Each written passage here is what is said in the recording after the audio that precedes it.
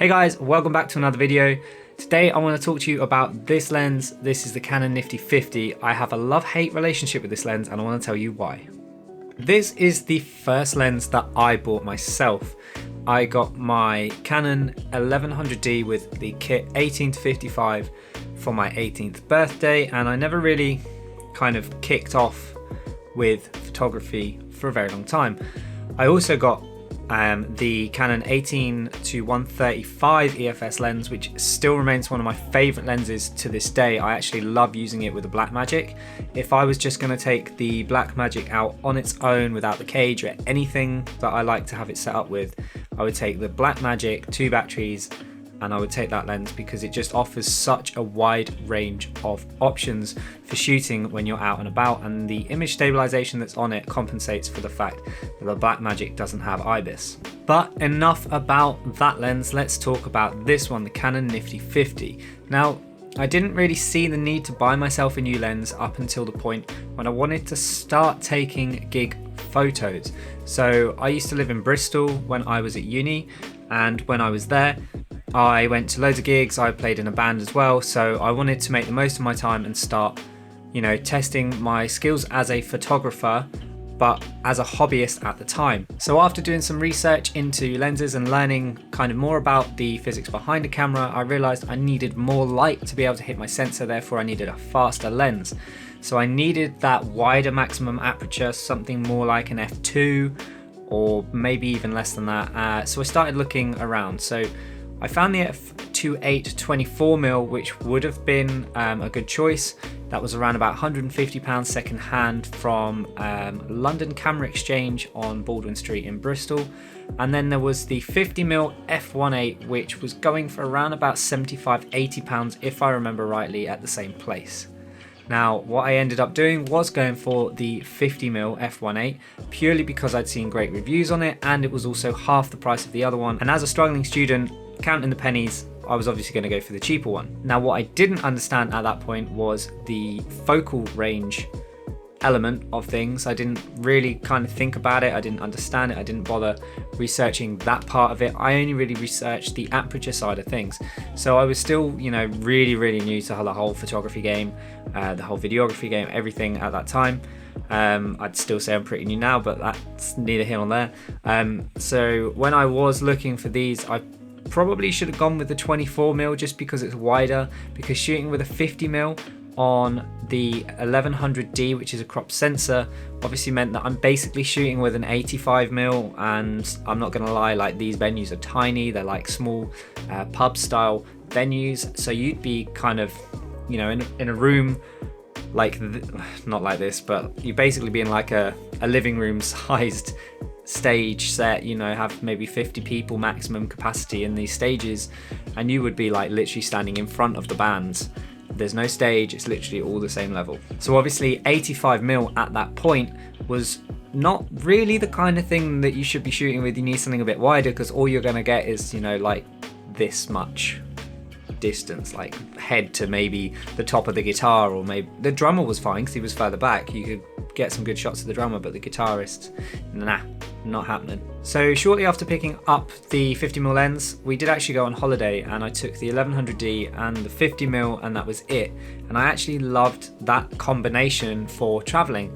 So again, this now moves on to like the love side of this lens, in that it's a great lens, it's a great focal length on either APS-C or full size, because this is a full frame lens. This is a great lens for a one lens trip. So if you just wanted to go on holiday, you just wanted to take something where you're going to be able to get the shots, this lens will do you an absolute world of good. I cannot recommend this lens enough for that kind of thing. Now, the only downside of just taking this lens is it's very noisy. It's also very plastic, it's very cheap, and you could drop this and it would break 100%. I could guarantee you could drop this and it would break. Whereas, some of the other lenses around, like the newer version of this lens, slightly higher construction, and you could drop that and it might break. I mean, I wouldn't suggest dropping any lens, but I'm just saying, if you drop this, it's so cheaply made, it will break. Now, I don't know if you can hear this, but that's, that rattles. That's a good rattle in there. And another thing, I've got this on autofocus engaged now, so I shouldn't really do this, but this is the sound it makes when it actually focuses. So you can imagine you're taking photos somewhere and you can hear that. It's kind of distracting.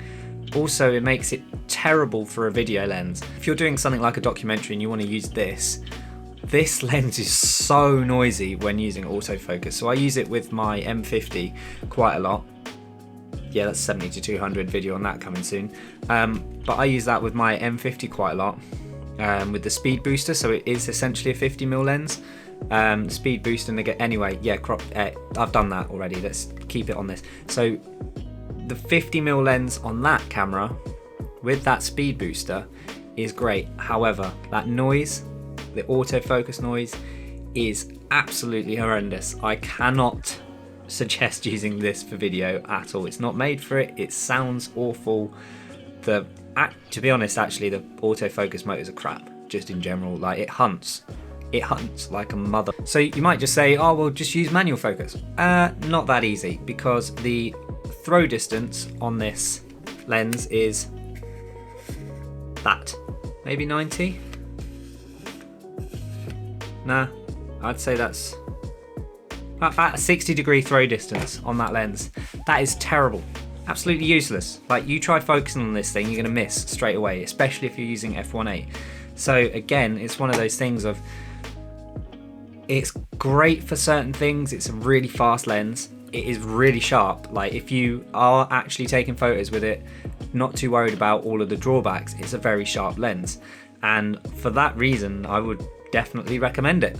So, I mean, I've talked shit about this lens for like the last 5 minutes, but I've got to say, this lens as a second lens, like if you've got a camera and the kit lens and you want in the second lens, I cannot actually recommend getting either this one or the newer version of this lens because it's just amazing. It's just, like I said, you can take it on holiday as your only lens and you will get some great photos.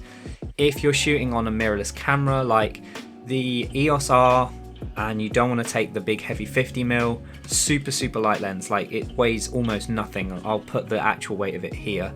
If you're like me and you're shooting on an EOS M style camera, so any of the EOS M interchangeable lens cameras, to be honest, the actual M series lenses, they're not that great. I don't really like them.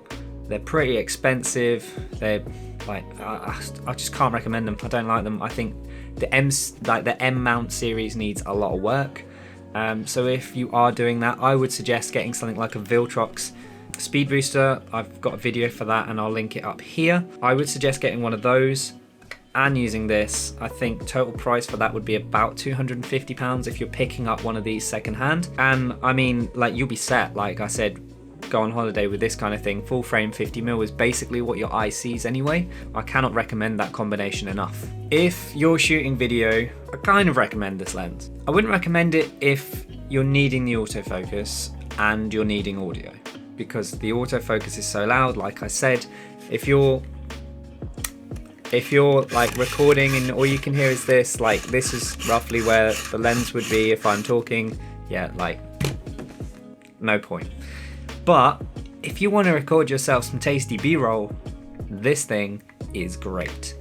If you've lit the subject really well and haven't got too many dark areas, like black areas, then this will actually autofocus considerably well. Like, it's actually really good. You can use this on a gimbal really well. Obviously it's super light, like there's nothing to it. So if you're using it on a light gimbal, like I like to use this lens with the M50 and speed booster on my Moza Aircross, which is an extremely lightweight capacity gimbal. I actually really like using that. I think it gets some really nice shots. My friends used this on his A7 III, worked really well. Again, super noisy, autofocus, doesn't matter what system you're using. But you know, it's not the be all end all of the lens. Like, you can get some really great shots out of it, but I'd recommend it. Just be really wary that it's a very noisy lens. So yeah, I love this lens. I hate the autofocus, it's absolutely crap. I hate the build quality, it's absolutely crap, but the quality, oh my god. The amount of times that I've used this since getting the speed booster, So having essentially full frame 50mm at f1.8 is amazing. Like, I can't recommend that enough. So if you need a cheap 50mm lens for photo and video, or one or the other, considering all the points that I just covered, I'd suggest getting that lens. That is it for this video. Don't forget to like, get subscribed, like the bell to stay up to date for whenever I release a new video, and I'll see you in the next one. Bye.